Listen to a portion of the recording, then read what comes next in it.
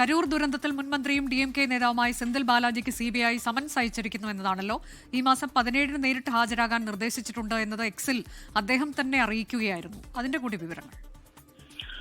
അനുജ, കരൂർ ദുരന്തം നടന്ന സമയം മുതൽ, അതായത് കരൂർ ദുരന്തം നടന്ന് വളരെ വേഗത്തിലാണ് സെന്തിൽ ബാലാജി അവിടെ എത്തുന്നതും അവിടെ ഇടപെടലുകൾ നടത്തുന്നതും ഒക്കെ ചെയ്യുന്നതും. കാരണം കരൂർ MLA ആണ് സെന്തിൽ ബാലാജി. ആ ഘട്ടം മുതൽ തന്നെ ഈ ഒരു അപകടത്തിൽ അത് മനഃപൂർവ്വം ഉണ്ടാക്കിയ അപകടമാണെന്നും അതിൽ സെന്തിൽ ബാലാജിക്ക് പങ്കുണ്ട് എന്ന തരത്തിലുള്ള പ്രചാരണങ്ങളെല്ലാം TVKയുടെ ഭാഗത്തു നിന്നും, ആരോപണങ്ങളൊക്കെ TVKയുടെ ഭാഗത്തു നിന്നും ഒക്കെ ഉണ്ടാവുകയും ചെയ്തിരുന്നു. ഈ ഒരു സാഹചര്യത്തിൽ കൂടിയാണ് മാർച്ച് 17-ന് ഹാജരാകണം എന്നാവശ്യപ്പെട്ടുകൊണ്ട് CBI നോട്ടീസ് അയച്ചിരിക്കുന്നത് എന്നുള്ളത്. നേരത്തെ മുതൽ തന്നെ CBI നോട്ടീസ് ലഭിച്ചിട്ടുണ്ട് അല്ലെങ്കിൽ ലഭിക്കും എന്നുള്ള രീതിയിലുള്ള വാർത്തകളൊക്കെ വന്നിരുന്നു. അതിനൊരു ക്ലാരിറ്റിയാണ് എന്തായാലും ഇന്നിപ്പോൾ സെന്തിൽ ബാലാജി എക്സ്പോസിലൂടെ വ്യക്തമാക്കിയിട്ടുള്ളത്. 17-ന് നേരിട്ട് ഹാജരാവാനാണ് തീരുമാനം, അല്ലെങ്കിൽ നോട്ടീസ് ലഭിച്ചിട്ടുള്ളത്.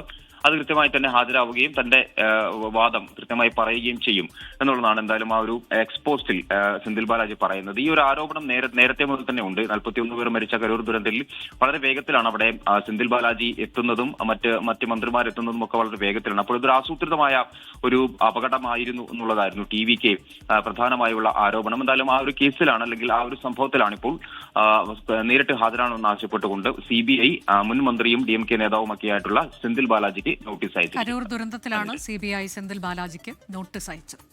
ലോകത്തെവിടെയായാലും ഏത് സമയത്തും 24 വാർത്തകളും ഓഗ്മെന്റഡ് റിയാലിറ്റി പാക്കേജുകളും എക്സ്പ്ലെയിനറുകളും വിശദമായി കാണാൻ ഞങ്ങളുടെ YouTube ചാനൽ നിങ്ങൾക്ക് സബ്സ്ക്രൈബ് ചെയ്യാം.